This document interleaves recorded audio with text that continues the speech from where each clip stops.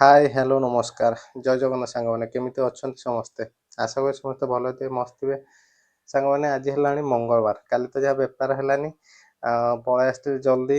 ବିରକ୍ତି ବସି ବସି ଚିଡ଼ା ଲାଗିଲା ତ ସକାଳୁ ସକାଳୁ ମୁଁ ଆଜି ଗାଧେଇ ପାଧେଇ ରେଡ଼ି ହେଇଗଲିଣି। ବର୍ତ୍ତମାନ ଟାଇମ୍ ହେଲାଣି ଆପଣଙ୍କର 7:20।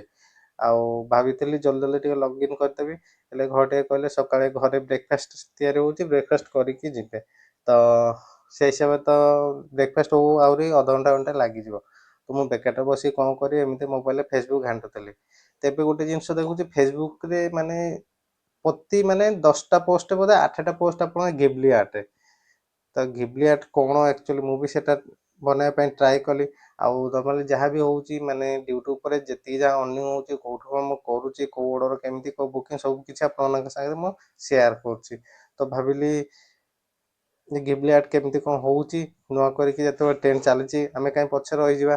ମୁଁ ବି ଗୋଟେ ବନେଇଦେବି ଆଉ ସେଇଟା ବି ଆପଣଙ୍କ ସାଙ୍ଗେ ସେୟାର କରିବି। ତ ଚାଲନ୍ତୁ ଆଉ ଦେରି ନକରି ଘିବଲି ଆର୍ଟ ବନେଇବା ଷ୍ଟାର୍ଟ କରିବା। ଘିବଲି ଆର୍ଟ ପାଇଁ ଆପଣଙ୍କର ତ ବହୁତ ସାରା ଆପ୍ସ ଅଛି, ହେଲେ ସବୁଠୁ ବେଟର ଲାଗିଲା ମୋତେ ଚାଟ୍ ଜିପିଟି। ତ ଚାଲନ୍ତୁ ଫାଷ୍ଟ ଚାଟ୍ ଜିପିଟିକୁ ଡାଉନଲୋଡ୍ କରିବା।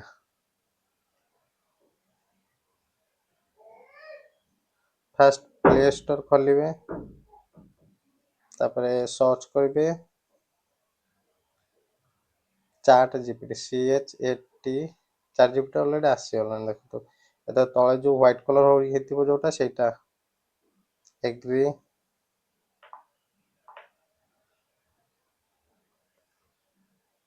ତାପରେ ଇନଷ୍ଟଲ୍ ହେଉଛି ଦେଖନ୍ତୁ 24.12 MB। ସକାଳ ସକାଳ ଯେହେତୁ ନେଟ୍ ଫାଷ୍ଟ ଅଛି ଜଲ୍ଦି ହେଇଯିବ, 5-7 ସେକେଣ୍ଡରେ ଡାଉନଲୋଡ୍ ହେଇଯିବ। ସଇଲା ଡାଉନଲୋଡ୍। ଏଥର ଇନଷ୍ଟଲିଂ ହେଉଛି।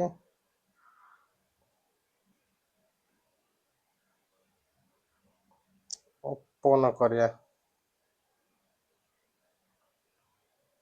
କଣ୍ଟିନ୍ୟू जब सब terms and condition.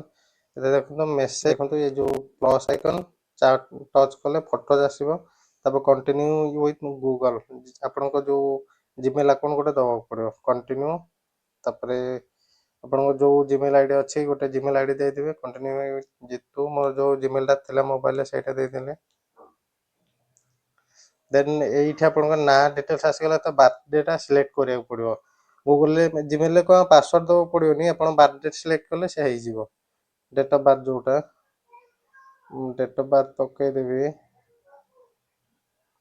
April 19।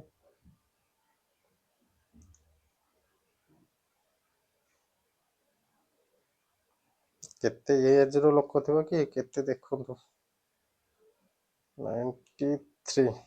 Birthday ପକାଇକି ଏଥର କନଫର୍ମ, ତାପରେ continue.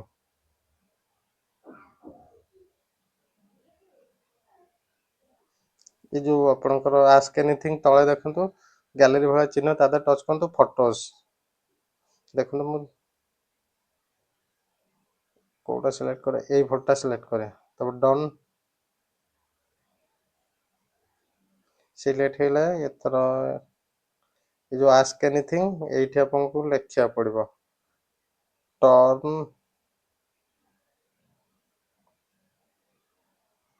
In two Ghibli art, GHIBLIART।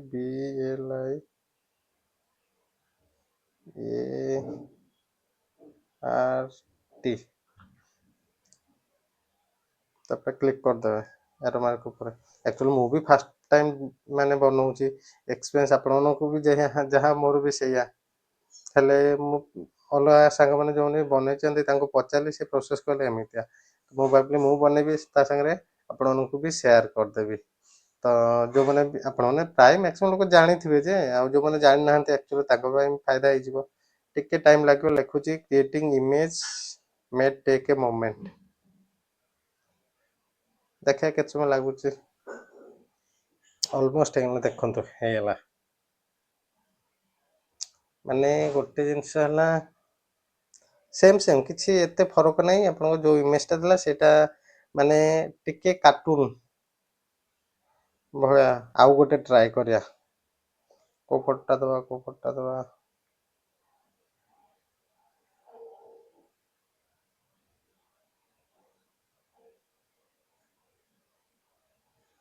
ଏଇଟା ତ ଖାଲି ଗୋଟେ ବନେଇଲେ କମ ହବ, ଆକ୍ଚୁଆଲି ଟ୍ରାଏ କରିବାର ଅଛି କେତେଟା ହଉଛି। ସେମ୍ ସେୟା ଲେଖିବା ଟର୍ନ ଇନଟୁ ଘିବଲି ଆର୍ଟ। ଏବେ ସେଇ ପ୍ରୋସେସ ଚାଲିଛି।